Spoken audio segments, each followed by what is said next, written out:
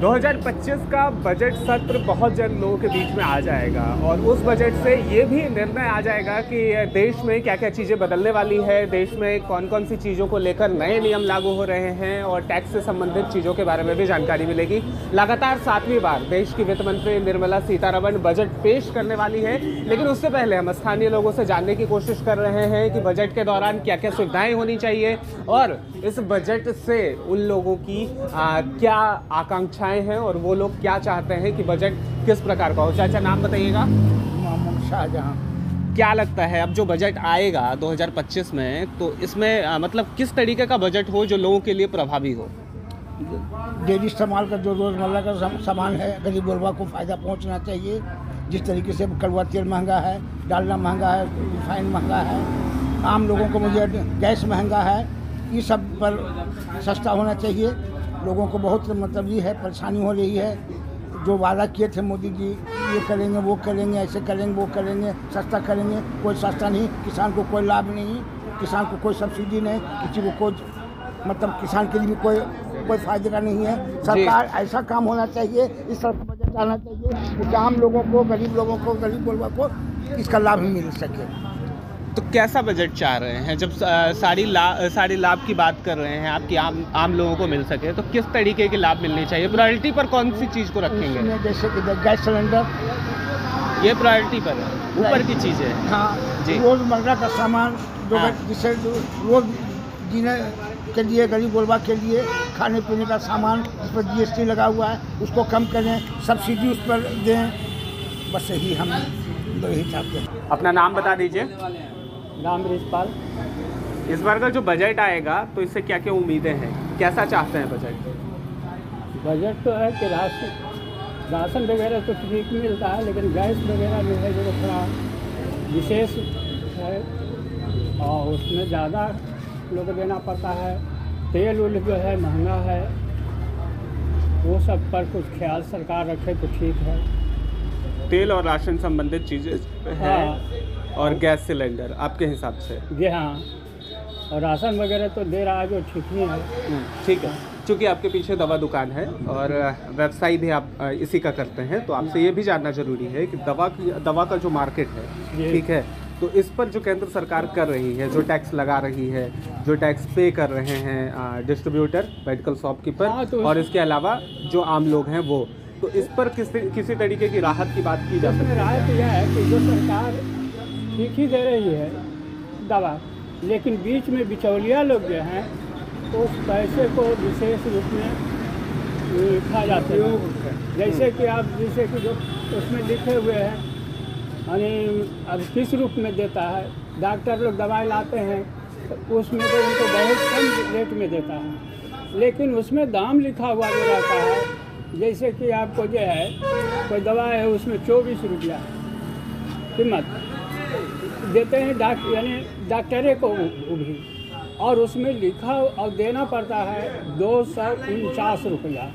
तो बताइए कि इतना बिचौलिया जब जहाँ पर है तो यानी कि मैन्युफैक्चरिंग के टाइम में जो MRP रेट लिखी होती है उसमें राहत दी जाए, उस तरीके से MRP रेट ना हो कि बिचौलियों को बीच का फ़ायदा मिल सके। हाँ, जो बिचौलिया जो है वो बीच में ये कर देता है, इसीलिए उसको में राहत अगर हो जाता है तो ठीक है। ठीक है, बताइएगा। हमारा नाम तो राजेंद्र पासवान है सर। राजेंद्र जी बताइए, बजट जो आएगा वो किस तरीके का आना चाहिए, लोगों को कैसी सुविधाएं मिले, क्या क्या क्या सर? सबसे पहले सर खाद पर उर्वरक, यानी आज जब कीमत 5 रुपया घटता है तो सीधे 10 रुपया वजन कम कर दिया जाता है, तो किसान को इससे क्या मिलेगा? जैसे 269 में मिलता था तो 50 किलो था, आज मिल रहा है 266 में, तो मिल रहा है 40 किलो। तो फिर हमें तो किसान को तो घर से घटा है, उस हिसाब से जोड़ा जाए तो किसान को तो घर से घटा है। किसान को क्या फ़ायदा होगा? एक तरफ कहती है सरकार किसान को प्रेफरेंस दो, उर्वरक का उपलब्धता हो, तो उपलब्धता से क्या जब उसका कीमत पर ही नहीं प्रतिबंध है तो कीमत वजन कम, जब 5 रुपया कम होता है तो सीधे 5 किलो वजने साफ। ये कहाँ का नियम है भाई, ये कहाँ से आया? हाँ, अगर आप कीमत कम करते हैं तो उसका सही वजन दीजिए, हैं, तब न किसान को फ़ायदा होगा। तो उसे ज़्यादा तो घाटा किसान को ऐसी है। 270 रुपया में भी हम खरीदे हैं यूरिया तो 50 किलो, आज 267 रुपया 66 रुपया में मिलता है तो 40 किलो। हमको तो सवाई पड़ गया, सवाई कीमत हुआ ना। जब सवाई वजन घटा तो कीमत तो सवाई हुआ। बिल्कुल है। तो आपके नज़र में किसानों को फ़ायदा पहुंचनी चाहिए। हाँ, इसके अलावा और कोई डिमांड घरेलू चीज़ों से रिलेटेड? जैसे में सर वो क्या, सरकार हमारे घर में भोजन पहुंचा देगा, उसके लिए तो अपना हाथ पैर चलाना ही पड़ेगा। सरकार हमारे घर में ये पहुंचा दे कि राशन फ्री, तो एक तो निकम्मा हो गया आदमी। आज सरकार दे रही है, हम भी मान रहे हैं, पर मंथ 5 केजी, वो आता है कहाँ से? वो हमको तो कहीं से न कहीं से वसूला ही जाता है, तब नहीं 5 किलो मिलता है। उसी को अगर हमारे लिए कुछ जैसे खाद, मजदूरी, तब न राहत होगा गरीब को। बिल्कुल ठीक है। अपना नाम बता दीजिए चाचा। शैलेंद्र प्रसाद। इस बार जो बजट आएगा तो इससे लोगों को क्या क्या उम्मीदें हैं, लोग क्या चाहते हैं, कैसा बजट हो? बजट ठीक है, देवे कि ये ठीक तब आपकी। पिछला जो बजट आया वो ठीक था। हाँ, आबर भी है। अभी ये जिरी मनी जो भूंजा तुंजा बेचता सुनते टैक्स लगे वाला है। हाँ, नहीं हुआ थी, अल्लाह बतावा बेचाएगा। तो क्या लगता है, कोई चीज़ें सस्ती होनी चाहिए, कुछ महंगी होनी चाहिए? हम तो कहते हैं कि महंगी रहेगा तो देश तरक्की करेगा, बस यही हमारा सिद्धांत है। कैसे? नहीं तो देख रहे लो जी, कौन चीज तोरा सस्ता नजर आ रहा है? कुछ न कुछ तो सब कुछ महंगे न है।